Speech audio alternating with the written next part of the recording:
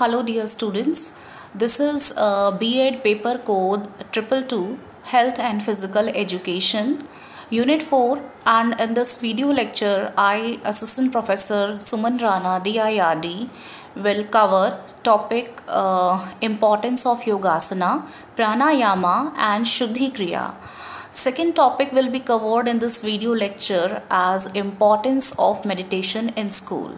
So let's start with topic importance of yogasanas, pranayama and shuddhi kriya. Second topic is importance of meditation in school. This video lecture will be in English as well as Hindi medium both. So let's start with the importance of yogasana first. Asana are prescribed for the purpose to comfort during meditation and the practice of pranayama. Asana, as you know very well, is dynamic position in which the practitioner is perfectly poised between activities and non-activity. Patanjali stated that asana and pranayama practices will bring about the desired state of health. Patanjali ने ये कहा है कि आसन और प्राणायाम जैसी क्रियाओं को करके अगर एक व्यक्ति अपने स्वास्थ्य में ऐच्छिक परिवर्तन लाना चाहे तो वो ला सकता है. जैसे the control of breath and bodily posture will harmonise the flow of energy in the organism, thus creating a fertile field for volition of the spirit.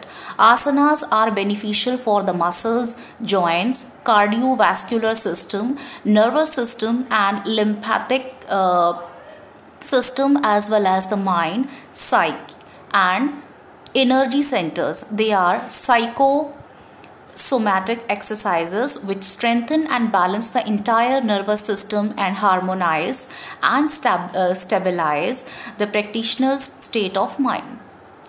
Now some of the health benefits from regular practice of asana. Flexibility of the spine is increased, the joint becomes more mobile, the muscles are relaxed, toned and receive a plentiful supply of blood.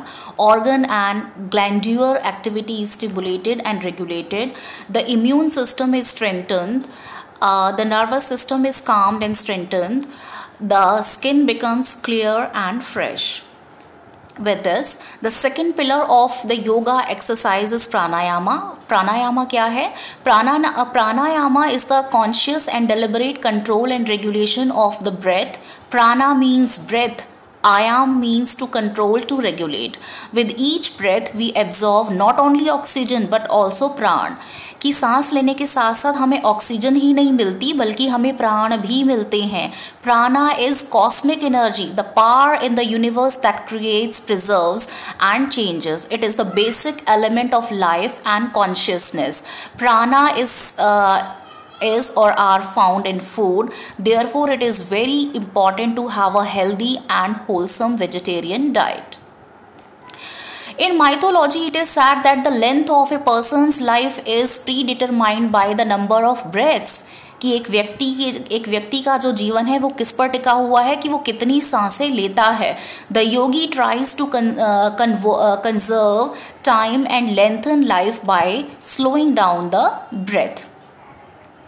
Effects of pranayama. Pranayama का क्या effect होता है? Physical effect में देखिए, preservation of the body's health, purification of the blood, improvement in the absorption of oxygen, regulation of blood pressure, regulation of the nervous system. With this we move to the next slide by explaining mental effects, elimination of stress, nervousness and depression, inner balance मिलता है, release of energy blockages.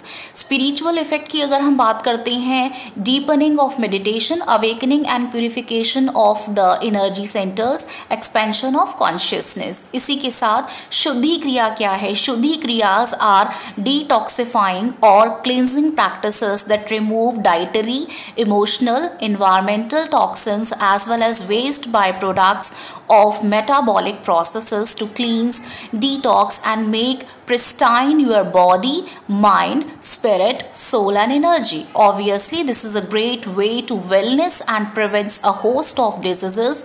Sometimes, however, yogic practices alone may not suffice especially in chronic conditions or if a diseased state is already in an advanced stage, in which case one would have to undergo a much deeper, more comprehensive cleansing in the form of Ayurvedic Panchakarma.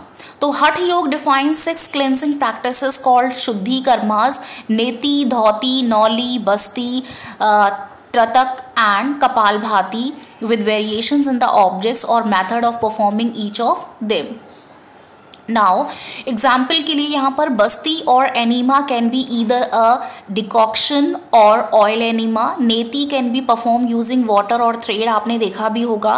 त्रतक can be done using the sun और a candle flame. Raj yoga gives importance to a pranayama technique for cleansing the subtle energies and their channels called nadi shodhana और नाड़ी शुद्धि. Tantra advocates cleansing of the 5 basic elements Bhuta Shuddhi as well as Tattva Shuddhis, purifying 25 of the 51 Tattvas. Shuddhi Kriyas refer to all these detoxifying, cleansing and purifying techniques and practices from all forms and schools of yoga. इसी के साथ importance of meditation in school. अगर हम विद्यालय में meditation कराते हैं तो उसकी क्या इम्पॉर्टेंस है. पहला है increase in IQ level. IQ level increase होता है, लोअर स्ट्रेस होता है, गेट ओवर डिप्रेशन, हम डिप्रेशन से बाहर निकलने का रास्ता सोच पाते हैं या सुझा पाते हैं लोगों को. इसके ये डिटेल्स आप पढ़ लेंगे. Helps to get over from bad addiction. अगर किसी भी पर्सन को बैड एडिक्शन है किसी भी चीज़ का, कोई भी रॉन्ग एक्टिविटी या रॉन्ग एक्टिविटी में अगर कोई बहुत ज़्यादा इंडल्ज रहने लगा है तो इन चीज़ों से, मेडिटेशन से वो बाहर आ सकता है. डेवलपिंग कॉन्फिडेंस डेवलप होता है, पर्सनल ट्रांसफॉर्मेशन होता है, increase efficiency of brain function improve होता है और अप्रिशिएट लाइफ, हम अपने जीवन को अप्रिशिएट करने लगते हैं. कीप अवे फ्रॉम डिजीजेस, रोगों से दूर होता है. Keep students happy. समरी में हम देख सकते हैं there are numerous benefits of meditation in student life. If students make it as a part of daily routine they will surely remain healthy, fit and lively. इसी के साथ there are benefits of meditation to students. Reduce depression, personal transformation, improve memory, positive ideas आते हैं, increase IQ level, stress relief होता है, appreciate life, improved sleep, नींद अच्छी आती है, increase happiness, developing confidence. Now आसन. with this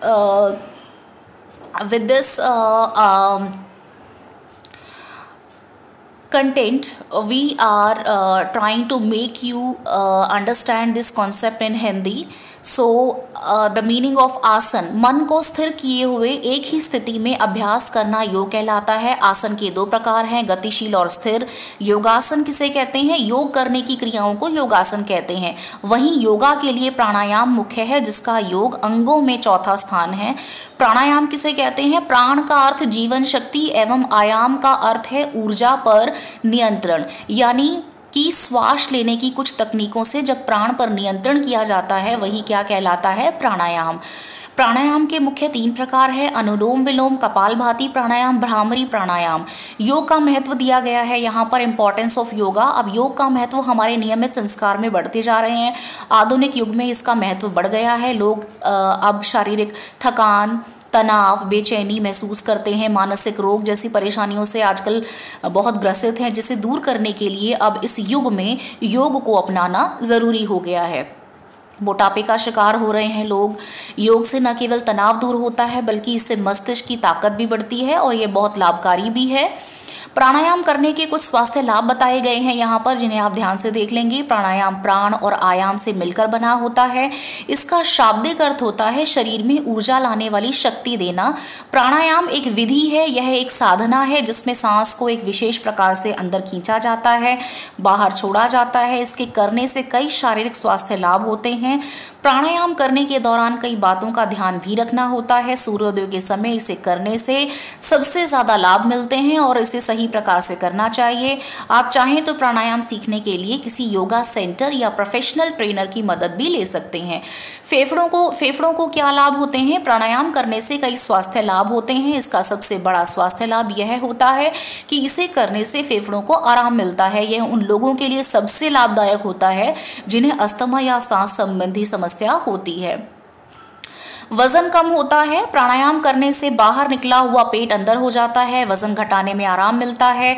डिटॉक्सिफिकेशन, प्राणायाम एक ऐसा तरीका है जिसके माध्यम से हम शरीर से कई विषैले तत्वों को बाहर निकाल सकते हैं। इसे नियमित रूप से करने से शरीर में डिटॉक्सिफिकेशन की प्रक्रिया होती है। यह सभी उम्र के लोगों के लिए जरूरी है। ट्रीट डिप्रेशन, प्राणायाम करने से जो मानसिक तनाव आजकल लोगों को बढ़ता जा रहा है उससे बाहर निकलने से आपको आसानी होती है। नाक साफ रहती है। जिनको सर्दी और जुकाम की परेशानी रहती है, समस्या रहती है, वो लोग प्राणायाम से अपने इस समस्या का निदान ले सकते हैं। इम्यून सिस्टम में मजबूती आती है। क्या आपने अपने शरीर में इम्यून सिस्टम को स्ट्रॉन्ग करने के लिए कई उपाय कर चुके हैं? इसलिए बेहतर होगा कि प्राणायाम करें। इससे शरीर की प्रतिरक्षा प्रणाली में सुधार आएगा, पाचन क्रिया में आसानी होती है, हृदय स्वास्थ्य में सुधार आता है। अनुलोम विलोम, भस्त्रिका आदि करने से हृदय संबंधी समस्याओं में लाभ मिलता है।